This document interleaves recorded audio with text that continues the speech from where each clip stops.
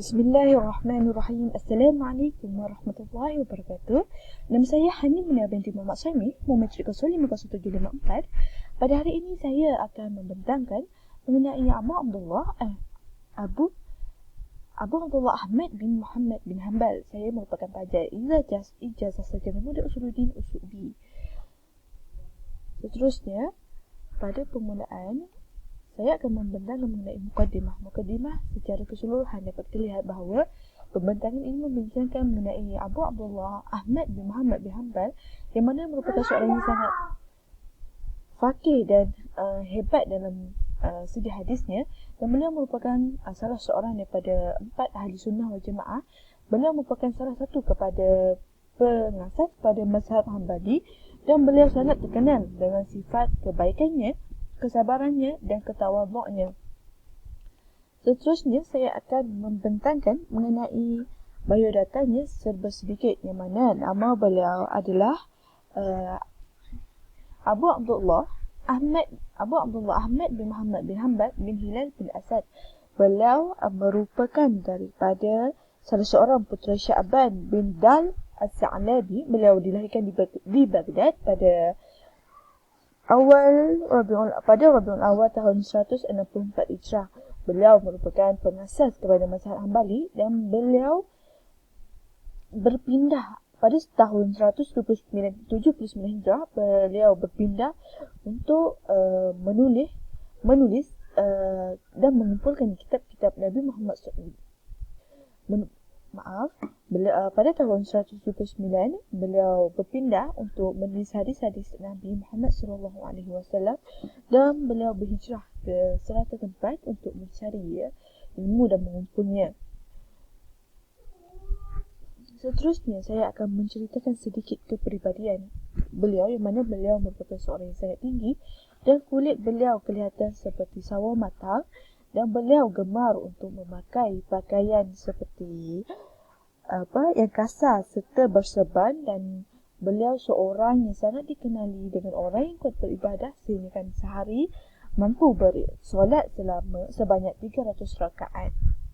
Seterusnya saya akan membentangkan mengenai asal usul keluarga Ahmad bin Hanbal, yang mana mereka mengetahui perkara ini apabila mereka singgah di Masjid Mahsan, yang mana mereka ada yang menceritakan bahawa mereka ini merupakan berasal daripada negeri Basrah, yang mana beliau telah berpindah ke negeri Khurasan kerana beliau ingin mencari ilmu baharu dalam bab hadis dan ilmu yang berkaitan dengan agama.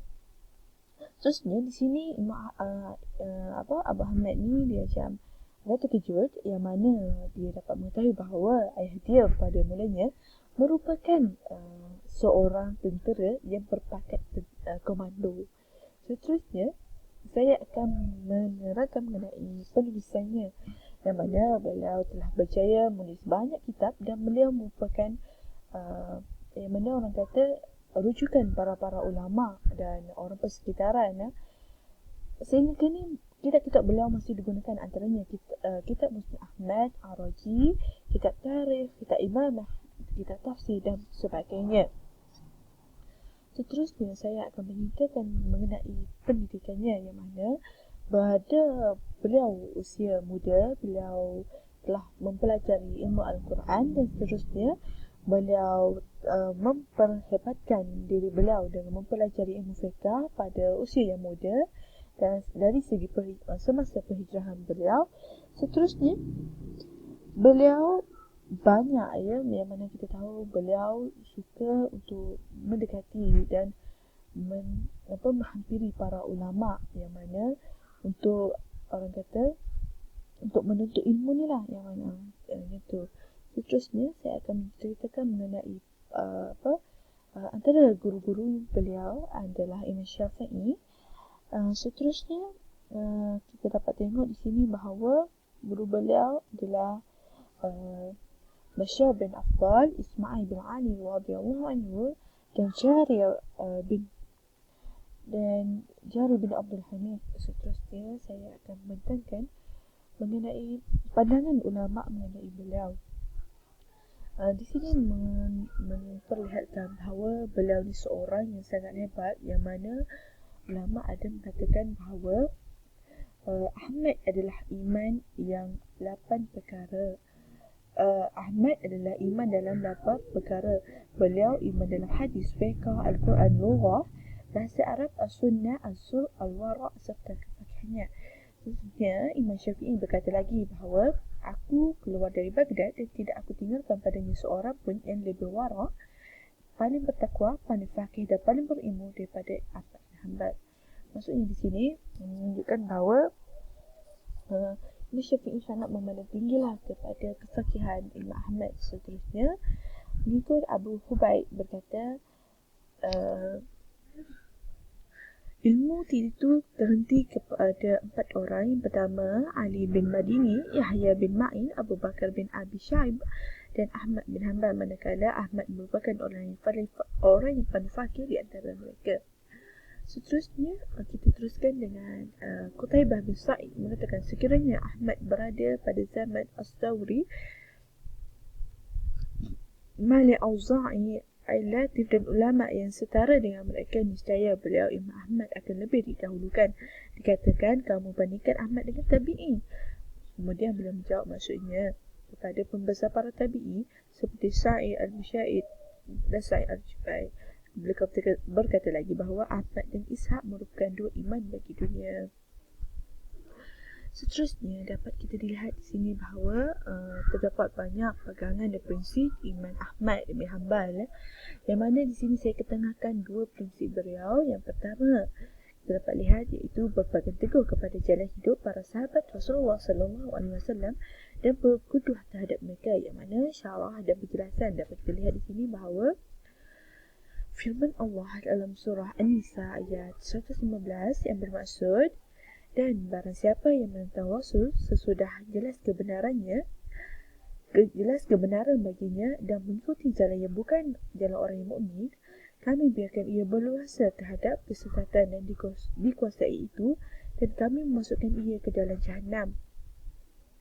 Dan Jahannam itu adalah seburuk-buruk tempat kembali. Seterusnya, saya memetik daripada hadis Irbad bin Syair radhiyallahu anhu berkata, Nabi Muhammad sallallahu alaihi wasallam telah bersabda, sesungguhnya barang sesiapa daripada kamu yang hidup selepas kewafatanku, maka dia akan melihat kebanyakannya akan berlakunya banyak perselisihan sahab. Maka wajib ke atas kamu supaya berpegang teguh dengan sunnahku dan sunnah para khalifah ar-Rashidin yang mendapat petunjuk. Gigitlah ia dan seerat walaupun gigit dengan gerahan gigimu. Seterusnya, prinsip yang digunakan oleh Imam Ahmad iaitu meninggalkan bid'ah. Berdasarkan syarah beliau memetik daripada surah Al-A'raf ayat 3 yang berbunyi, maksudnya, ikutilah apa yang diturunkan kepada kamu dari Rabbumu dan janganlah kamu mengikuti pemimpin-pemimpin selainnya. Dan Nabi Muhammad sallallahu alaihi wasallam juga bersabda, berwaspadalah kamu terhadap perkara-perkara yang baru dalam agama, kerana sesungguhnya setiap perkara yang baru itu adalah bid'ah di dalam agama. Kesimpulannya, yang dapat kita lihat di sini bahawa Imam Ahmad bin Hanbal ini merupakan seorang yang sangat hebat, yang sangat dipandang tinggi dari segi kefakihannya, kehebatan beliau. Beliau juga merupakan salah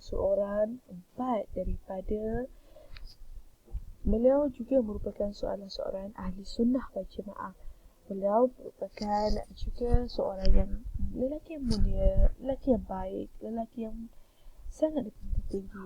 Oleh itu, kesimpulan yang dapat saya ambil daripada kisah ini, amanah kita sebagai seorang penuntut ilmu haruslah sentiasa berusaha untuk menuntut ilmu dengan sebaiknya, dan kita juga harus bersemangat dalam segala perkara yang kita ceburi. InsyaAllah dengan redha Allah yang Maha Esa, kita mampu menempuhi setiap jalan dan cabaran. Semoga dengan apa yang kita usahakan itu memberikan hasil dan manfaatnya, insya-Allah dengan redha Allah.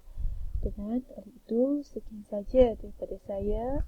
Mohon maaf jika ada terdapat tersalah silap. Semoga Ustaz dirahmati. dan dipermudahkan segala urusan insya-Allah. Assalamualaikum warahmatullahi wabarakatuh.